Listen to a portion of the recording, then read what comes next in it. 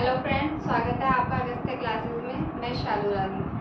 हमने इससे पहले पाचन तंत्र पढ़ लिया। आज हम श्वसन तंत्र पढ़ेंगे। श्वसन तंत्र मतलब सांस लेना, श्वसन मतलब सांस लेना, तंत्र मतलब इसमें बहुत सारे पार्ट काम करते हैं तो उसको तंत्र बोलते हैं। एक साथ मिलके जब बहुत सारे पार्ट काम करते हैं तो उसको हम तंत्र बोलते हैं, सिस्टम। श्वसन में क्या होता है? जो भोज्य पदार्थ होते हैं, भोजन होता है, उसमें जो ग्लूकोज होता है उसका ऑक्सीकरण होता है, उसको ही हम श्वसन बोलते हैं, ऑक्सीकरण।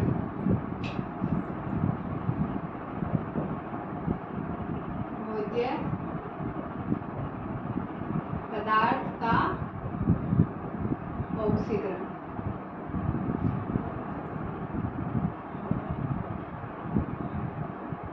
यहाँ पे श्वसन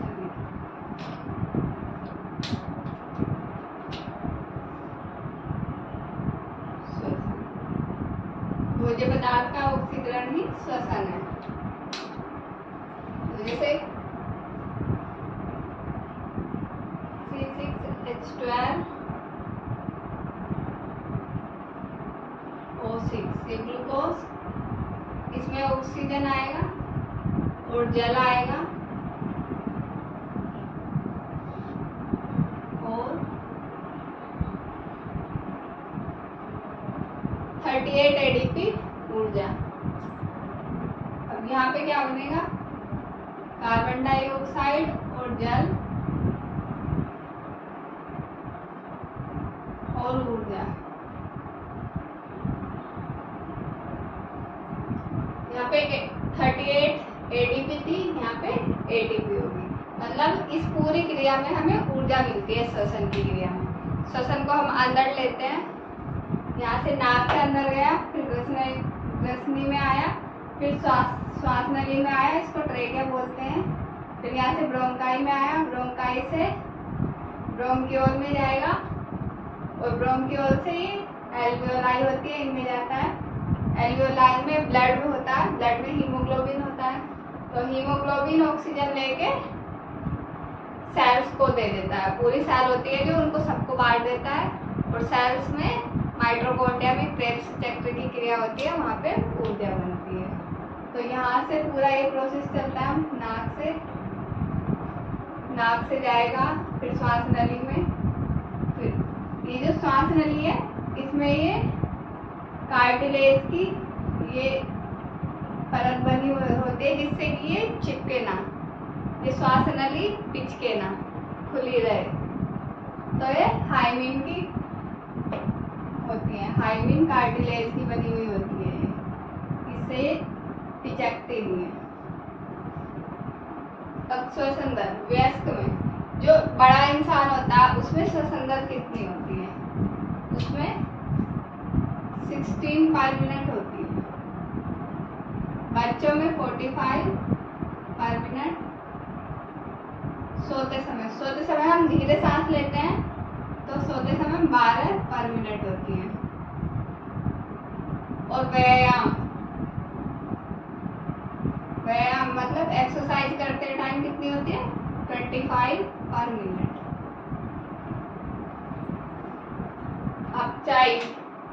अपचाई क्रिया, जो श्वसन है ये अपचाई क्रिया। अपचाई मतलब कैटाबोलिक का मतलब होता है तोड़ना, जो किसी चीज को तोड़ती है। जैसे यहाँ पे ग्लूकोज को तोड़ा है कार्बन डाइऑक्साइड और हाइड्रोजन में, तो ये एक अपचाई क्रिया है।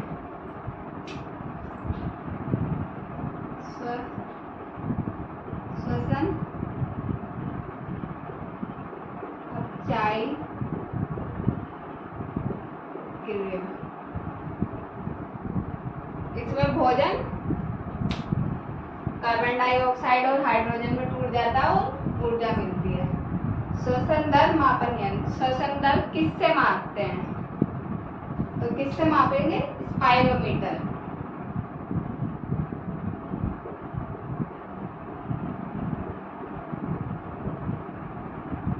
जो हमारी श्वसन दर होती है, हमारी जैसे हम बड़े हैं, हमारी या बच्चों की किसी की भी नापनी हो तो उसके लिए स्पाइरोमीटर आता है, उससे श्वसन दर नापते हैं। ऊर्जा व ऊष्मा। सबसे पहले ऊष्मा को देख लेते हैं। जब हम सांस लेते हैं तो हमारी बॉडी में कुछ क्रियाएं होती है, उससे ऊष्मा बनती है, और जो हमारा ब्लड है वो पूरी बॉडी में घूमता रहता है, उससे भी ऊष्मा बनती है, उससे हीट प्रोड्यूस होती है, उससे हमारी बॉडी गर्म रहती है। तो इसका मतलब जो हमारा ब्लड है उससे और सांस लेने की क्रिया से हमारी बॉडी में ऊष्मा बनती है। और ऊर्जा माइटोकॉन्ड्रिया में बनती है। ये हीमोग्लोबिन ऑक्सीजन लेके जाता है और ऑक्सीजन माइटोकॉन्ड्रिया को देता है, और माइटोकॉन्ड्रिया क्रेब्स चक्र की क्रिया करके वहाँ पे ऊर्जा बनाता है। तो इसमें श्वसन में ऊर्जा भी निकलती है और ऊष्मा भी निकलती है।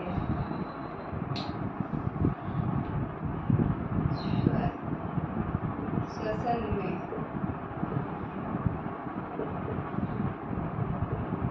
दोनों क्रिया होती है। ओके, श्वसन अंग मतलब कौन सा जीव कौन से अंग से श्वसन लेता है। जैसे हम स्तनधारी होते हैं, वो कौन से अंग से श्वसन लेते हैं? नाक से? नहीं, नाक बंद कर लो फिर भी हम सांस ले सकते हैं। मुंह से भी नहीं लेते। हम सांस लेते हैं लंग्स से, बिना लंग्स के सांस नहीं ले सकते। कई बार किसी की नाक और मुंह काम नहीं कर रहा तो यहाँ से एक पाइप डाल देते हैं मुंह से अंदर, तो सीधा लंग्स में उतार देते हैं उसको, लंग्स से सांस लेते हैं। तो जो स्तनधारी होते हैं वो लंग्स से सांस लेते हैं, फेफड़े।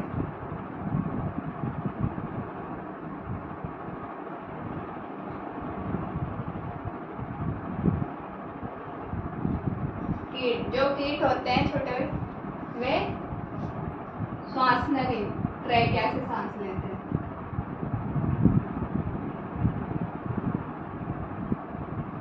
जलीय जीव जो जल में रहते हैं वो गिल्स, क्लोन से सांस लेते हैं।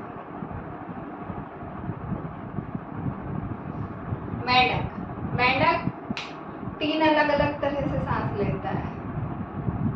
एक, जब वो बाहर रहता है तो वो फेफड़ों से सांस लेता है।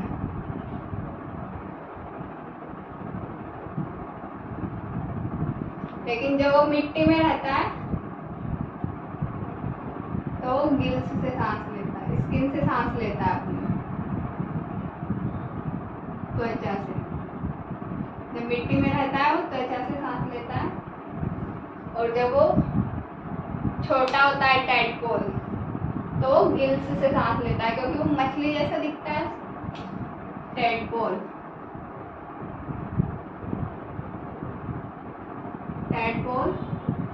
गिल्स से सांस ले। तो इसमें ये हो गया, स्तनधारी फेफड़ों से सांस लेते हैं, कीट श्वासनली से, जलीय जीव क्लोन से, मेंढक फेफड़ों से।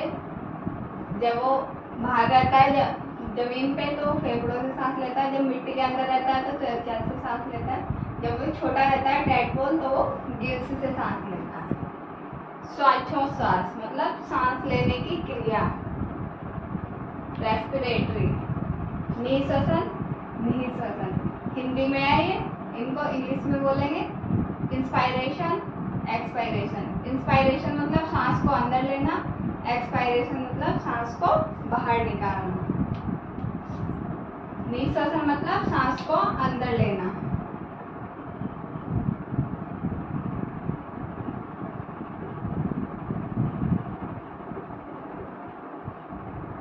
अंदर लेना।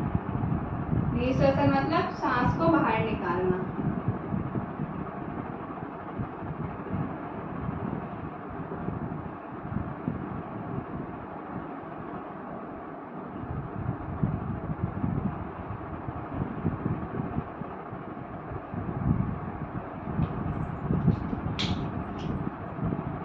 श्वास की जगह हवा लिखेंगे या वायु लिखेंगे तो वो ज्यादा सही रहेगा। वायु को अंदर लेना और वायु को बाहर निकालना।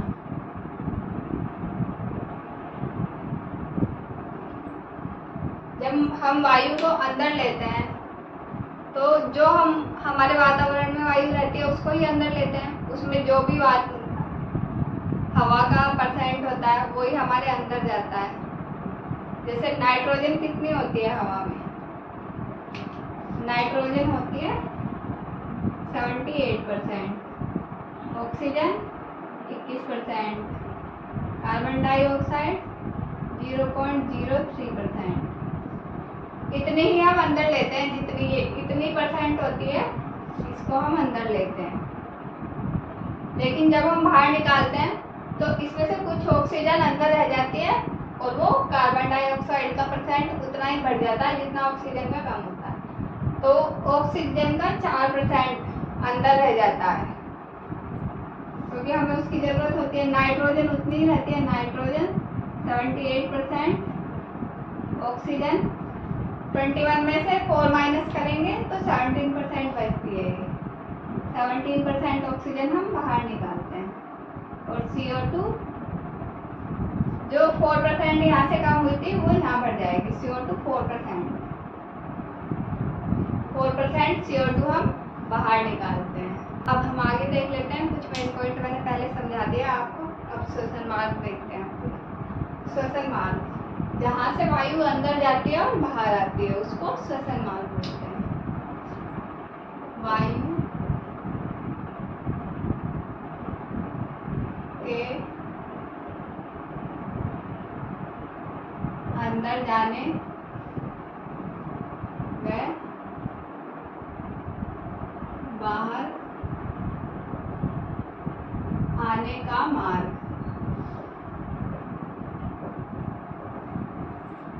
सबसे पहले नासा छिद्र, ये जो नाक के छेद होते हैं इसमें आगे की तरफ बाल होते हैं, ये जो धूल के कण होते हैं उनको यहीं पे रोक लेते हैं। नासा छिद्र का काम है धूल के कण को रोकना, धूल के कण रोकना। नासा छिद्र के बाद नासा का पार्ट, ये जो यहाँ का थोड़ा ऊपर वाला एरिया, यहाँ पे अंदर की तरफ देखते तो कुछ चिपचिपा सा लगा रहता है, उसको म्यूकस बोलते हैं। वो म्यूकस जो बाकी बची हुई धूल होती है उसको वहीं पे चिपका लेता है, बची हुई धूल को रोकता है। बची धूल को रोकता। ग्रसनी, ग्रसनी जो होती है ये खाने का और सांस का दोनों का मार्ग होता है कॉमन। यहाँ से खाना भी जाता है और सांस भी जाता है। तो ग्रसनी खाने और सांस दोनों का मार्ग, ये दोनों का मार्ग होती है। इसके बाद स्वरतंत्र होता है, फिर श्वास नली होती है। जो श्वास नली होती है जैसे ये ग्रसनी है, इसके बाद यहाँ से दो हिस्सों में बढ़ जाती है, एक श्वास नली होती है और एक फूड पाइप होता है, ग्रास नली बोलते हैं जिसको। तो एक तरफ तो सांस जाता है, एक तरफ खाना जाता है। तो यहाँ से खाना जा रहा है, एक तरफ खाना जाएगा एक तरफ सांस जाएगा, तो उसको रास्ता कैसे पता चलता है? यहाँ पे एक ढक्कन होता है, उसको एपिग्लोटिस बोलते हैं।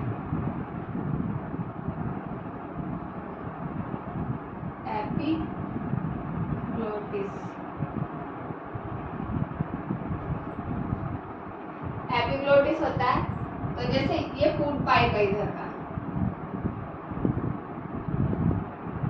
और ये श्वास नली है।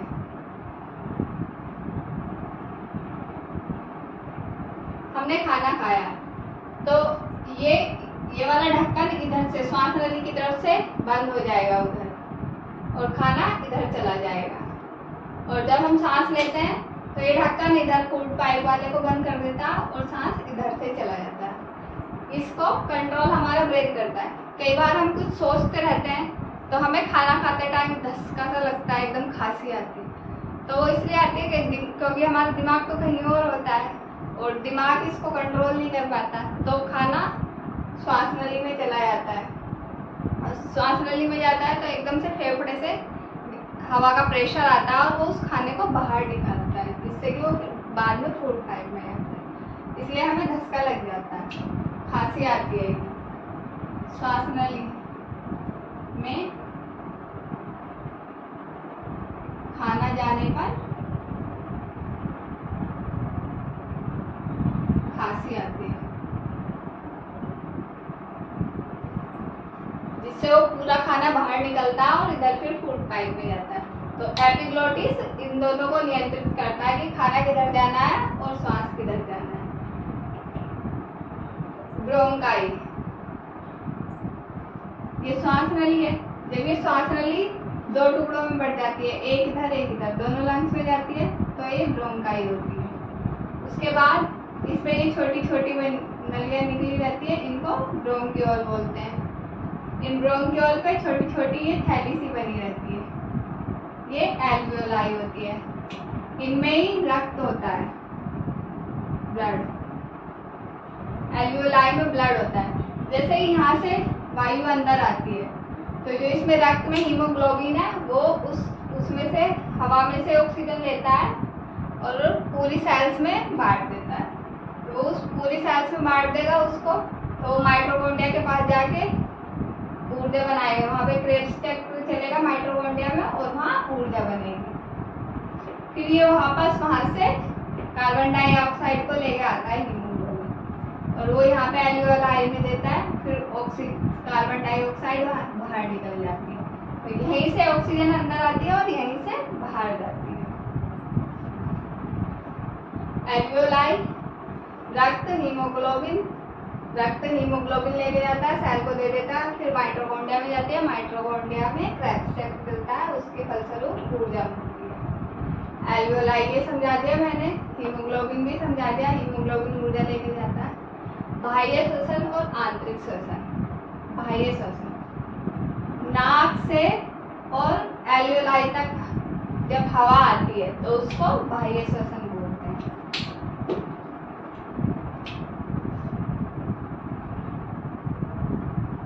नाक से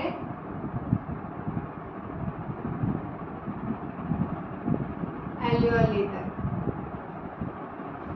हवा आती है तो उसको बाह्य श्वसन बोलते हैं। और जब हीमोग्लोबिन माइटोकॉन्ड्रिया में लेके जाता है उसको आंतरिक श्वसन बोलते हैं। हीमोग्लोबिन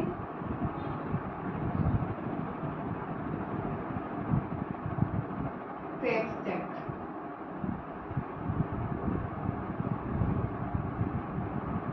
क्रेब्स साइकिल चलती है माइटोकॉन्ड्रिया में, तो वो आंतरिक श्वसन होता है। फेफड़ों के बारे में कुछ पॉइंट है। इसमें जो दायां फेफड़ा होता है वो बड़ा होता है और बायां छोटा होता है। दायां बड़ा, बायां छोटा। दायां मतलब राइट, बायां मतलब लेफ्ट। आदमी के फेफड़े भारी होते हैं लेडीज से। आदमी के फेफड़े भारी। जो दायां फेफड़ा होता है वो 3 पार्ट में डिवाइड होता है। राइट लंग्स, दायां लंग 3 पार्ट में, और बायां लेफ्ट 2 पार्ट में डिवाइड होता है। लंग्स के बारे में कुछ टाइडल वॉल्यूम, मतलब टाइडल वॉल्यूम का मतलब है हम एक बार में कितना सांस अंदर लेते हैं, उसको टाइडल वॉल्यूम कहते हैं। जैसे हमने एक बार में आराम से सांस लिया, आराम से, यूं नहीं कि हमें ज्यादा जोर से खींचना है, नॉर्मली जो हम सांस लेते हैं एक बार में ऐसे, तो वो टाइडल वॉल्यूम होता है। हम एक बार में 500 ml वायु को अंदर लेते हैं, उसको टाइडल वॉल्यूम कहते हैं। टोटल लंग्स कैपेसिटी मतलब एक बार कितना ज्यादा से ज्यादा हम सांस अंदर ले सकते हैं, कितने सांस को हम अंदर खींच सकते हैं, मतलब पूरी जान से जितना भी हम अंदर खींच सकते हैं, तो उसको टोटल लंग्स कैपेसिटी बोलेंगे। तो हम कितनी वायु को अंदर ले सकते हैं? 6000 ml, 6000 ml। ऑक्सीजन सिलेंडर, जो पर्वतों पे जाते हैं या समुद्र में जाते हैं, जो गहराई में जाते हैं, वो सिलेंडर लेके जाते हैं अपने साथ, क्योंकि वहाँ पे ऑक्सीजन की कमी होती है। तो उन ऑक्सीजन में कुछ और गैसें मिलाई जाती है। जैसे हम जो सांस लेते हैं उसमें सिर्फ हम ऑक्सीजन थोड़ी लेते हैं, उसमें नाइट्रोजन भी होती है, कार्बन डाइऑक्साइड भी होती है। तो हमारे लंग्स को पूरी शुद्ध ऑक्सीजन लेने की आदत नहीं होती। इसलिए जो पर्वतारोही रहते हैं या समुद्र में जाते हैं, वो जो ऑक्सीजन के सिलेंडर लेके जाते हैं, उनमें भी कुछ गैसें मिलाई जाती है। तो उनमें कौन कौन सी गैसें मिलाई जाती है वो यहाँ पे लिखा हुआ है। जो पर्वतों पे जाते हैं उसमें ऑक्सीजन के साथ नाइट्रोजन गैस मिलाई जाती है। समुद्र में ऑक्सीजन के साथ नाइट्रोजन गैस मिलाई जाती है। गहराई में 300 फीट से ज़्यादा गहराई में जाते हैं, उसमें क्या ऑक्सीजन के साथ हीलियम गैस मिलाई जाती है। वेंटिलेटर या आईसीयू जो वेंटिलेटर पे होते हैं या आईसीयू में, उनको जो ऑक्सीजन दी जाती है उसमें कौन सी गैस मिलाई जाती है? ऑक्सीजन के साथ हाइड्रोजन गैस। तो ये कुछ और मेन पॉइंट है जो मैंने आपको समझाया, एक बार और देख लो। श्वास मार्ग, नासा छिद्र, यहाँ पे बाल होते हैं वो धूल कण को रोकते हैं। नासा कपाट में म्यूकस होता है, वो धूल के बाकी बचे हुए कणों को रोकता है। ग्रस्त नली खाने और सांस का दोनों का मार्ग होती है। ग्रस्त नली के पीछे स्वरतंत्र होता है।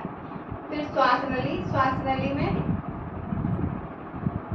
श्वास नली के मुंह पे यहाँ पे एक एपिग्लोटिस होता है जो श्वास नली और फूड पाइप दोनों को डायरेक्शन देता है कि किधर सांस जाना और किधर फूड जाना है। ये ब्रेन से कंट्रोल होता है। ब्रोंकाई, श्वास नली जब 2 पार्ट में डिवाइड हो जाती है इसको ब्रोंकाई बोलते हैं, और ये फेफड़ों के अंदर जाने के बाद और पार्टों में डिवाइड होती है, उसको ब्रोंकियोल बोलते हैं।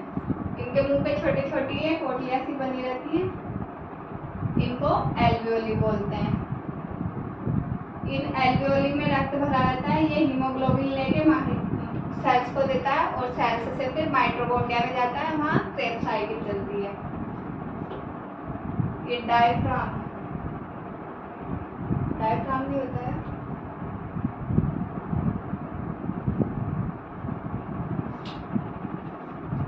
डायफ्राम देख लेते हैं।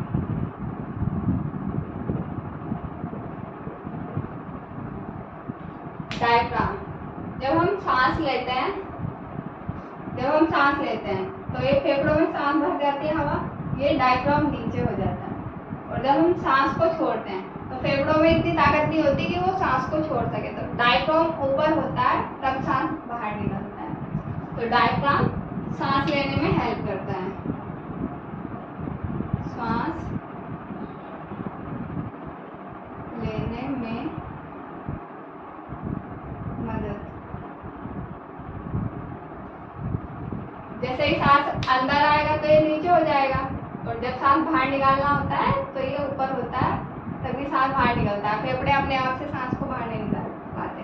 जिसका डायफ्राम टूट गया, इसका मतलब उसकी जल्दी डेथ हो जाती है। ये इसमें टूटने के बाद सांस लेने में बहुत ज़्यादा दिक्कत आती है। जो प्रेग्नेंट लेडी होती हैं, गर्भवती महिलाएं, उनका जो यहाँ से पेट यूट्रस होता है वो भारी हो जाता है, एकदम बड़ा हो जाता है, तो ये डायफ्राम उनका काम नहीं करता, तो उनमें ये काम लिप्स करती हैं, पसलियाँ।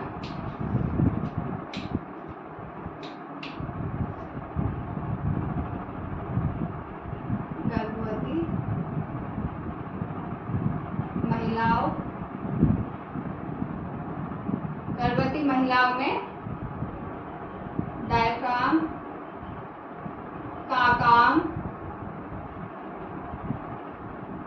पसलियां करती हैं, रिब्स।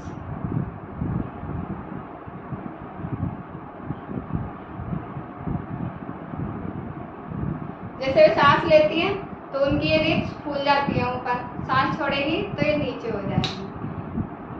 ऐसे ही 2 बार सांस लेंगी तो फिर फूलेंगी, फिर सांस छोड़ेंगी तो नीचे हो जाएगी। ऐसे डायफ्राम में होता है, सांस लेते हैं तो ये नीचे होता है, जब सांस छोड़ना होता है तो ये ऊपर होएगा पहले, फिर सांस बाहर निकलेगा। आज का ये श्वसन तंत्र का ये टॉपिक पूरा हो गया। इसमें अब मुझे नहीं लगता कुछ बचा होगा। एक बार फिर यहाँ से देख लेते हैं। यहाँ पे नासाछिद्र, नासाकपाट, ग्रसनी, श्वास नली, इसको ट्रैकिया बोलते हैं। इसमें हाइमीन कार्टिलेज के छल्ले बने होते हैं ताकि ये पिचके नहीं। ये जब दो पार्ट में डिवाइड हो जाती है इसको ब्रोंकाई बोलते हैं। फिर ये अंदर जाके और पार्ट में डिवाइड होती है, इसको ब्रोंक्यूल बोलते हैं। इस पे ये छोटे छोटे थैलियाँ बनी होती है, इनको एल्वियोली बोलते हैं। इसमें रक्त भरा रहता है। ये रक्त यहाँ से वायु में से ऑक्सीजन को ले जाता है। रक्त में हीमोग्लोबिन होता है, हीमोग्लोबिन ऑक्सीजन को लेके जाता है और पूरी सेल्स को बांट देता है। सेल्स में से वो माइटोकॉन्ड्रिया में जाता है। माइटोकॉन्ड्रिया में क्रेब्स चक्र चलता है, उसमें ऊर्जा बनती है। उससे ही हमारी पूरी शरीर को ऊर्जा मिलती है। माइटोकॉन्ड्रिया में ऊर्जा मिलती है। श्वसन में इतना ही है। आज का टॉपिक कैसा लगा? अच्छा लगा हो तो शेयर करें, लाइक करें, कमेंट करें और चैनल को सब्सक्राइब करें। Thank you.